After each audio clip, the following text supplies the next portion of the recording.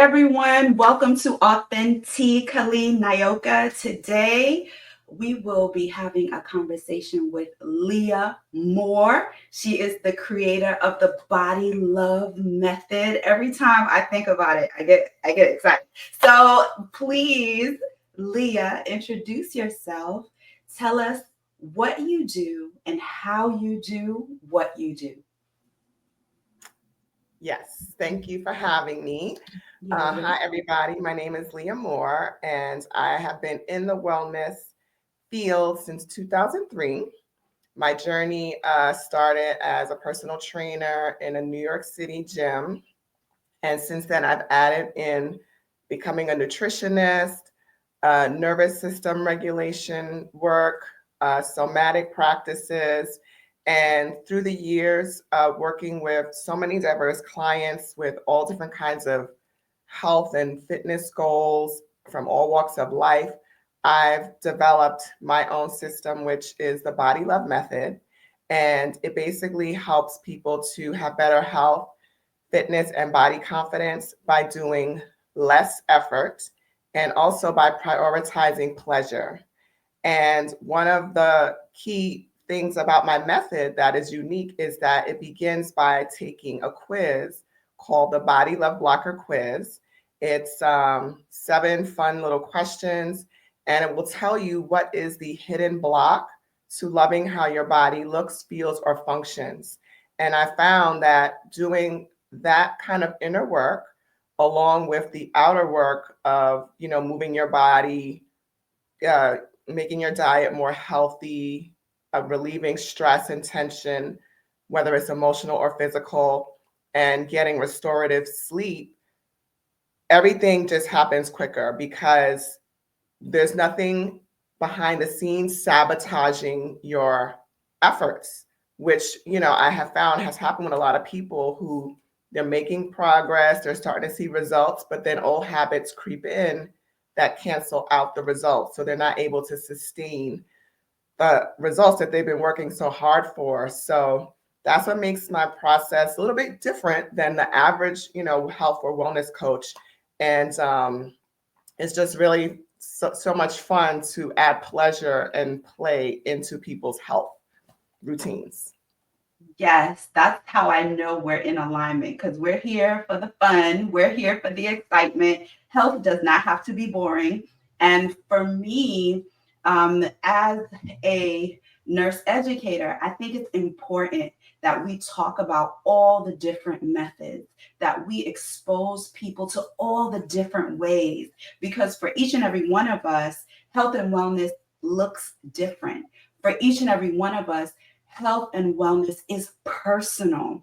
So I love your holistic approach, and I wanted to be able to share your approach with our community. So thank you so much for being here. Thank you for explaining your body love method and how you incorporate different areas of health into your system. I am going to drop the link for the quiz under this description so that anyone who comes across this conversation can just click the link and take your quiz. So I understand that you have spent years inside of the personal training space, inside of the fitness and health space. What I know you talked about people slipping into old habits, and we see that a lot. What would you say, besides that, is another huge challenge for the people that you work with? Besides slipping into old habits, Mhm.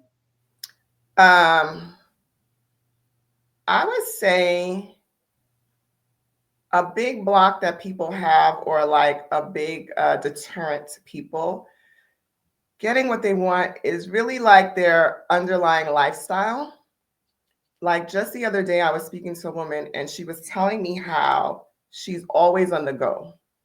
And a lot of people, they've been programmed to be that way, or they've just been trained to be that way because they have a lot of responsibilities, or, maybe we don't feel we don't feel like we're being productive unless we're always on the go.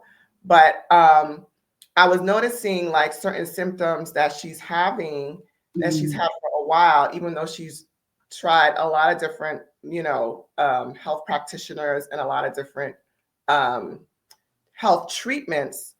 That when people are always on the go and they don't have like a moment of rest in between moving from one thing to the next, what they don't realize is that their body is always in like a stress state. Like it's always in a stress mode. And they don't realize it because they've been doing it for so long that this way of being, it feels normal. Like this is just how it is. So I've learned not to ask people, are you stressed? Or, what's your stress level from 1 to 10? I've learned to stop asking that because someone's stress level could be at a 10, but they're so used to it that it doesn't feel normal. So they're not going to say 10. So what I do now is I ask people if they have certain symptoms or, like, for example, how much sleep do you get at night? Or, do you feel like, do you wake up tired? Do you have certain health conditions? Because they all kind of go together. And so that's what I've noticed. A lot of people who struggle with their health or their fitness, they're always on the go. And even if the stuff that they're doing is healthy, like they might be going playing tennis and then taking their kids, to a soccer game. And then they have, they might play music. So then they have a music lesson and then they're making dinner for their family. So it's all positive things, but it's just this constant putting out, and not enough time to rest and recharge and check in and see how is your body feeling and what does it need in this moment. That really undermines people's health and they usually can't see it. That's right. That's right. I love that. And because we understand how important rest and sleep are, it's a fundamental um, pillar in healthcare, right? It's a fundamental pillar in how we care for ourselves. So if that foundation is cracked, everything else can't function well. So hence, we have a 7-day sleep revolution coming up. And I would love for folks to consider joining us because, just like Leah said, your stress level could be so high, but you're so used to it that you don't check in with your body, right? To find out, okay, what do I really need right now? Do I need sleep or do I need rest? And because I know Leah is in this somatic movement space, I would love for you to talk more about your somatic offerings that you have. I think you have them monthly. Refresh my memory, please. I offer group somatic sessions 3 times a month, the first Wednesdays, the first 3 Wednesdays of the month. I also can do it one-on-one with people at any time. So if the group time doesn't work, I can do one-on-one. And so what I love about these sessions is that the whole point of it is to check in with your body. So that's how I begin the session. I ask the person or the people to check in with what their body is currently experiencing, or just in general, what they're currently experiencing and feeling, which could be emotions, any kind of physical sensation. It could be pain, it could be tension, it could be hunger, whatever it is. And then I guide them to set an intention of what they want to get out of the practice. And then based on that, I take them through, it could be movements, it could be breath work, it could be just where they put their awareness and, different kinds of things. And through that practice, I will help them to get the intention that they set. So it's really fun because, no two sessions are alike because our bodies are always changing. And so I really like to work with what people are feeling in real time. How can people expect to feel after one of these sessions? Release the tension, but also sometimes it's to intensify pleasure. So somebody asked me, so when I remember I did one session and I guided people through different, practices. And in one portion I said, notice if any place in your body feels good. And if it does, to explore that. Because sometimes when we check in, sometimes things feel good and you want to explore that or you're curious about it. And so it could go either way. So we could be releasing tension, we could be releasing emotions, or even just holding space. Like you might feel a certain emotion and you don't know where it's coming from, but you're curious about it. And so this is like a container, a safe place to just hold the space for it and to witness it and be with it. Whereas, when we're going through our day, we don't have time for that. So this is a very like structured, safe container where we make time for it, or even to like look for places that feel good. Because sometimes when we feel pain or tightness, that takes up all our attention. But at the same time, we might be feeling that discomfort. There's other places in the body that feel fine or that feel good, but we're not even tuned into that. So the whole practice is to expand our awareness to our totality of what's happening in our felt sense. And it just, people can feel more alive. People can feel more, like they have more energy. A lot of times I hear that, like I have more energy. I feel more sensation.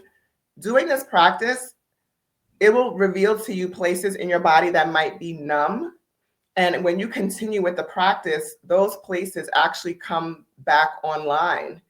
And you can feel sensation where you didn't feel it before, because our body loves when we give it this kind of attention, and it responds by giving us sensations.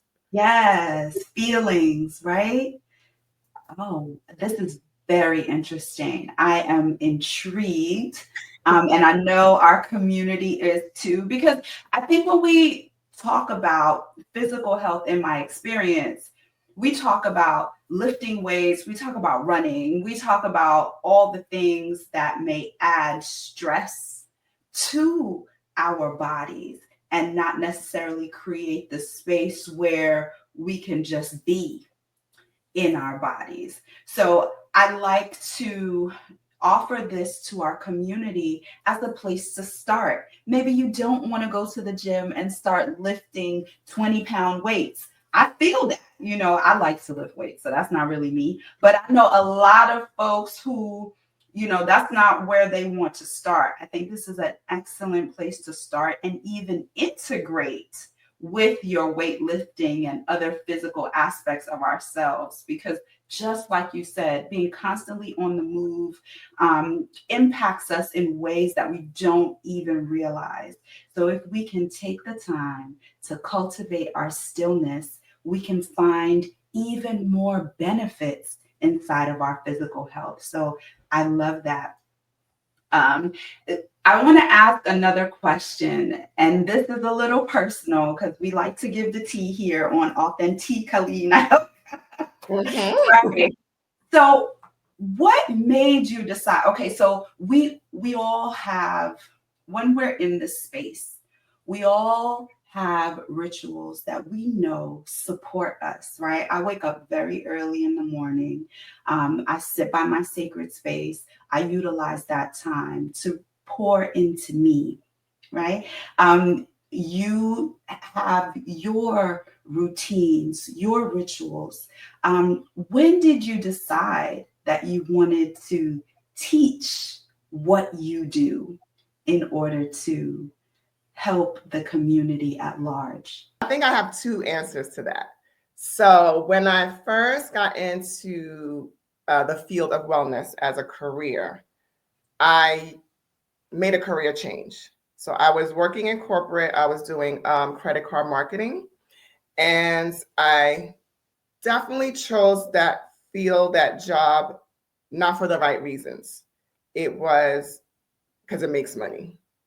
And it took about 4.5 years of doing it for me to realize that wasn't enough for me. And I just did something radical. And I was like, I got to do something that I'm really passionate about and that, like that's fun and that I'm helping people. Because in the bank, I was just helping the bank make more money. And so I totally just switched gears and started over and decided to help people with their health because I was always into health and eating healthy, exercising, playing, moving my body, always. So I decided that that's what I wanted to do. And I think that speaks to just in general who I attract as far as clients is people who follow their heart and go for their dreams, even if everyone thinks you're crazy, because everyone thought I was crazy to leave that job and go out and work in a gym and, where the money wasn't, steady like that and it wasn't as much, but I was following my heart. So I feel like I like to show people that it's possible to follow your heart and to do what is not status quo and to do what other people think is crazy. And it's possible. So there's that part of it. And even now, I infuse that into my work, there's that. And then as far as the somatic practices, I'm going to use that in particular because that's more recent that I incorporated that into my work in the past couple of years, is that I've noticed with myself that even though I've been living this healthy lifestyle forever and technically was doing everything right, I still was having a lot of tension in my upper body. So, like headaches, neck, back. And I was getting massages. I've been getting massages consistently for years. I know how to stretch. I stretch. I was doing foam rolling. I was doing everything. And still, this tension was persisting. And so I eventually, I always get led to what I need. And I eventually got led to nervous system work, releasing trauma. And so I did that work on myself. And I could see that my clients needed that. Like that was like a missing piece that, yes, we were doing all these other things, which we do need to do. But without that deep release of tension from the nervous system, it doesn't release. Like it just does not let go. And so I started incorporating the somatic practices for myself, holding space for my own emotions, just being. Sometimes it's not even like we need to necessarily fix the emotion. We just need to be with it. And when you be with it, it literally goes away in like 2 minutes, 3 minutes. If you're not trying to suppress it, if you're not trying to fix it, if you just hold the space for it, it literally goes away fast. And so I was like, I have to like bring this into my work because it's all related: emotional health, physical health, mental health, nervous system health, immune health. It's all one big system. And so I just said I have to like give the whole picture to my clients Oh, in any way, shape, or form.